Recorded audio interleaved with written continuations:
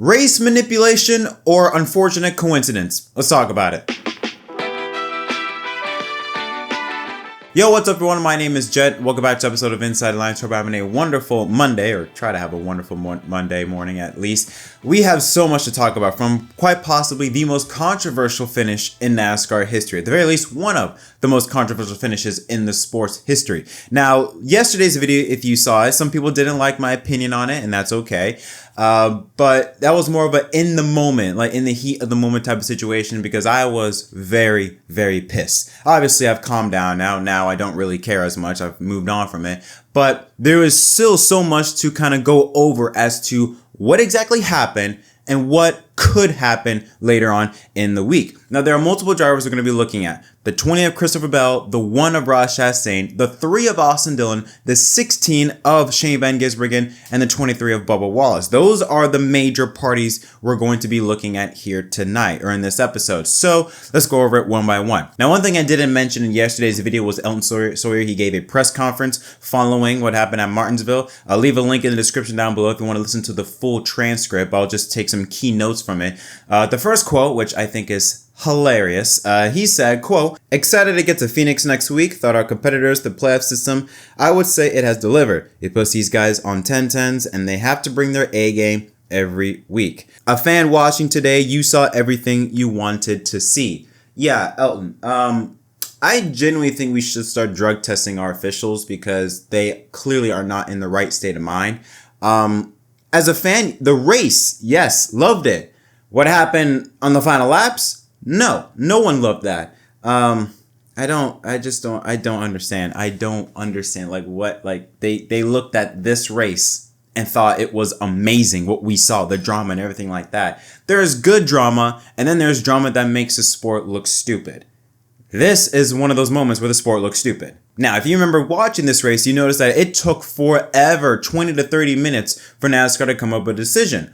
Why is that? Well, at least what I thought, that NASCAR was looking at the 20, but also maybe team radio from the 1 and the 3, because that also looks a bit suspicious. And someone brought up that question when they said, quote, "Why was the primary focus in race control just on the safety violation? Were you looking at Bubba slowing at that point or the Chevy drivers?" Elton Sawyer responds by saying, "No, if you look at the other situations that were going, 23, the cars behind the 24, really no bearing at this time. We'll look at those at a later time. When you really just dissect exactly what happened, look at the situation with the 20 getting up against the fence, then riding the fence, which we clearly stated in our statement after Ross did that would not be accepted." Now, that part is very interesting that Elton says that it took them 20 to 30 minutes to only look at Christopher Bell's wall ride, where I will look at all the other audio communication. I would also take that in. And that's another thing that annoys me so much, is that they didn't look at all the evidence. They just looked at that one incident that was clearer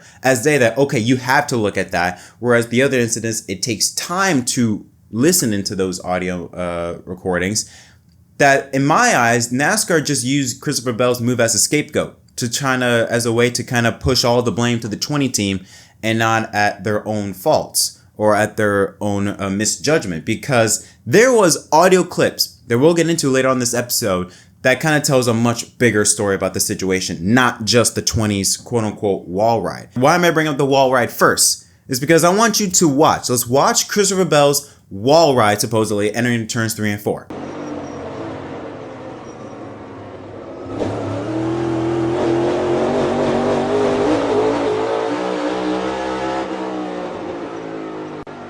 So, you can make an argument on both sides. Again, what constitutes as a wall ride, essentially? Do you have to ride the entire wall? If you ride just a small portion of the wall? If you ride the wall and gain momentum, pass a car? Like, what counts as a proper wall ride to be banned, or for that move to be penalized?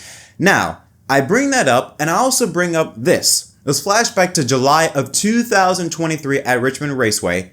Kyle Larson, take a listen.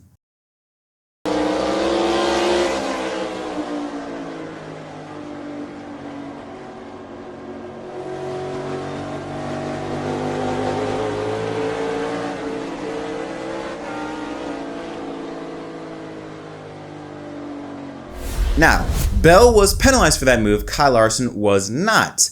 Larson, I don't think, gained any positions. Neither did Christopher Bell. it's, in my eyes, these two incidents are on par.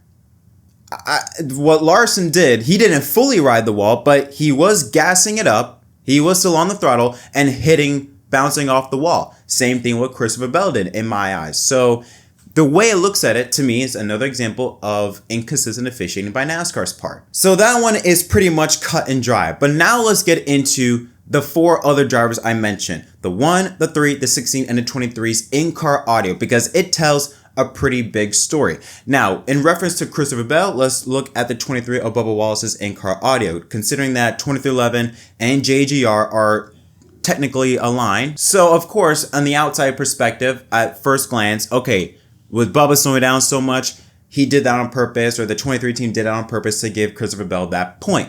Again, let's go over the full audio clips, and huge shout out to Basso488 for compiling all the footage on Twitter. He compiled all this footage from all the key drivers from Martinsville at the end of that race to be able to give a full behind the scenes look on what happened. Take a listen to the 23 audio. God forbid if we don't help a JGR car. So fight the 24 all you got, Freddie. Stop it. Relay to him.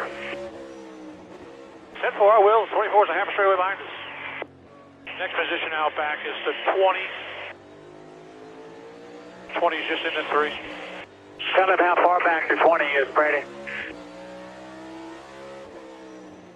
Next position. 10 to go at the line here. 10 to go at the line. 5 back 11, then 10 to the 24. 24 and 20 are separated by a point right now. Sorry, keep it up there. Keep it up there. You're all right.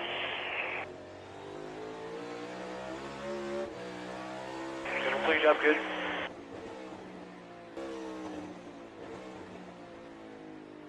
I think I got a tire going down. 10-4. Just nurse it home. Nurse it home. Got a big gap.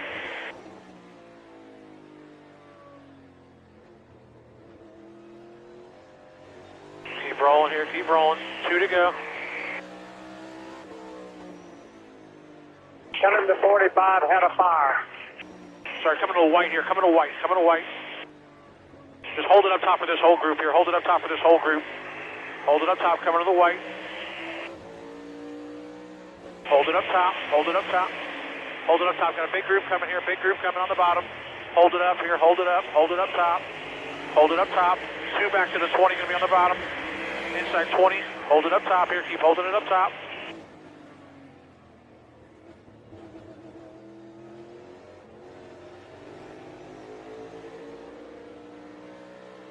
Check your fun.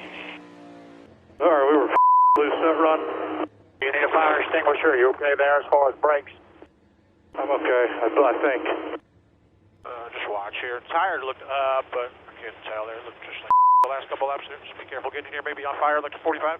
Now, it is, again, shady. Like I said yesterday, how with Booty Barker was kind of saying, tell Freddie Kraft, Bubba's spotter, to tell Bubba about the 23, what's going on with the points and all that stuff. It was interesting that, yes, he had a tire come down, and he could have gone on pit road, but Freddie Kraft told him to stay out, just stay up on the groove. Maybe it could have been because he was 18th at the time, didn't want to lose any more positions, just stay out, just race to the end since there were only just a couple or so laps ago. With the 23, I feel like while there are some moments, specifically from Booty Barker's perspective, there was a moment where Bubba said, God forbid we help a JGR car. That was much early in the race, though. That was still during daytime or sunset around that area. But there are certain clips that does give off like okay, that's a bit unusual, a bit suspicious. I will be objective. It is shady at best, some of the things that were going on with the 23 audio. However, it didn't seem as blatant. It wasn't like, okay, that's a clear form of race manipulation. To me, it was kind of like, all right, I can see someone taking that anyway. It's on the fence. Some of the things that Booty Barker said, that Freddie Kraft said, it kind of leaves you wondering, okay. Overall, I think it's something that you can't fully with confidence. You can't say with confidence that the 23 was in the wrong or doing something malicious. Again, it doesn't look right, but it doesn't look bad enough to the point where it's like, okay, we have to do something. I think it's kind of like something that's on the fence in my eyes. Now, the one audio, doesn't really provide much. Take a listen to that. Nice and far with the 24 here down there, door. 24 is 1 to the good, 1 point to the good down there, even. 6 is lined up with the 3.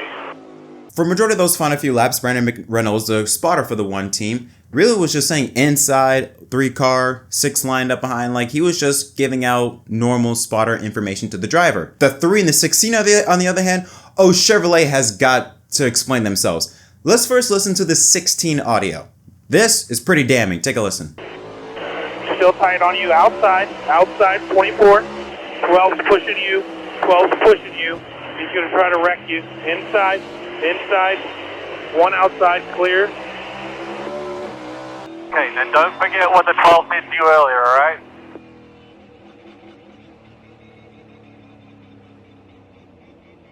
That's a message from Chevrolet. Copy that. That is not good. I don't care how you look at it. For the 16 audio to say a message from Chevrolet, remember what the 12 did to you. Why the hell is Chevrolet telling you to get back at the 12 car? Listen, if SVG wants to get back at Blaney, that should be his prerogative. That should not be something that Chevrolet is saying, hey, you know, we don't have any Chevy cars at the moment that could be in the championship 4. Remember Blaney, what he did to you? Hey, give him a little shot. Give him a little shot to let Byron get the spot back, That does not sound good at all. I would argue that even worse is Austin Dillon's audio. This is just, again, in my eyes, pure race manipulation, 1000%. Take a listen. Just be cognizant of these HMS cars, playoff cars today. Support, will do. Brandon, that 24 is only 2 points to the good right now, and there's 2 spots between them. 24 to go. The 24 is only 2 spots to the good right now, points.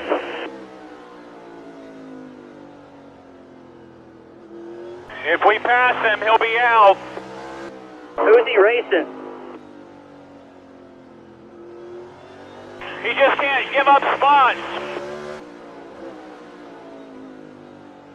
Keep me posted on this deal, Justin. The changes.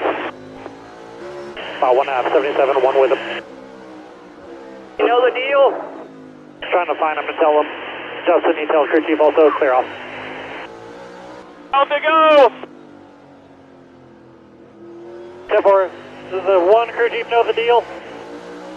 Yeah, he should.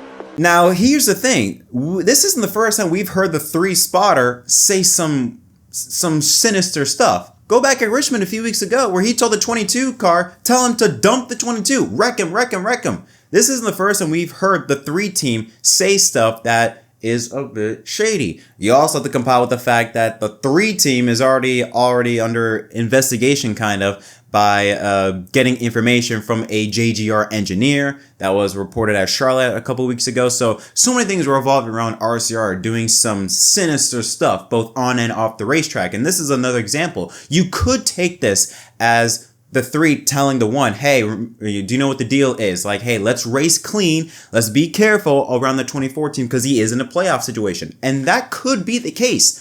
But when you look at previous examples, previous history, brief history of the 3 car, the 3 team and or RCR doing not right business, I cannot leave that audio clip thinking that the 3 team was speaking with good intentions. In my eyes, it was the 3 teams speaking with the intention of, hey, let's help the 24 car, tell the 1 car, do not pass the 24, let's stay back. Because like I mentioned in yesterday's video, that 3 car came back from a mile away behind, drove right up to the 24 car because the 24 was having issues, he was falling back, and as soon as he got to the 24's bumper, couldn't do anything, wouldn't do anything. There was even some moments where I feel like that the 3 of Dillon could have jumped to the inside of Byron and didn't take it. It just does not look good at all. The 23, shady at best.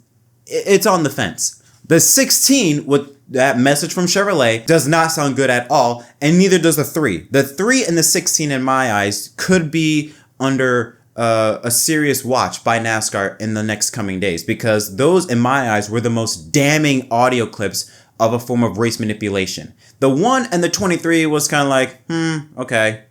Like, I can see it, but okay. It's not substantial evidence. And I feel like to make a move as critical as this, you need to make sure that there was clear intentions, and I didn't see that from the 23 and the 1. It could possibly from the 23 side, maybe, but in my eyes, there wasn't damning evidence to support any form of manipulation to help the 20 team. The question is now, what does NASCAR do? I mean, do you can't really penalize the 24 because the 24 didn't really do anything or say anything, but everyone around them, like the 3 team, what do you do with them? The 16, what do you do with them? Do you take points? Like, what do you do in this situation? And this goes back to what I said yesterday on why the playoffs can never work in NASCAR. There are too many variables. Too many things can happen. Now we're having manufacturer manipulation into the playoff scene now, where we can determine who advances, who, and who goes to the championship, who gets eliminated. At least in the Winston Cup era, in a full season points format, yeah, that may happen, but it's not as rampant. Now, I mentioned in yesterday's video, I can give you 2 other examples. You look at what happened with Chase Briscoe and Cole Custer a couple years ago, and then even before that, Eric Jones and I think Denny Hamlin. Yes, it was more in the team, not so much manufacturers, but we've seen manipulation or team orders be much more rampant nowadays in the playoff era because of these elimination style of racing than in a full season points format where how you perform throughout the entire season matters. Because if this was just a full season points format, you could be like, okay, take points away from the 20, whatever, move on, fine. But because this is a season on the line, you have to make sure your decision is the right one. And I don't think NASCAR made the right decision, nor do I think they took enough time. The fact that that Elton Sawyer said that we haven't listened to all the other audio, why would you make a decision as critical as this? Why? You have to gather all the information before you can make such a drastic move like what they did by taking Christopher Bell out of the playoffs. I also don't think Bell's wall ride, because again, what constitutes as a wall ride? If you hit the wall for a second and gas up, does that count? Like, what counts as that? That's another thing. The rule is not clear. And again, I go back to what I said. Too many variables. You cannot have a playoff format that throws gasoline onto an already chaotic sport. You can't tell me now about time. Do you know how many lines I done put down? Vibes I done sent out. But we ain't here to dig. I'll up the market till they come red carpet the kids. Success still the target. Soon I'll be crossing that bridge. But can't bring everybody with me, family only. I got some people think I owe a favor, barely know me. That's why my focus on the road is all I know. I see them sticking close to play the wall.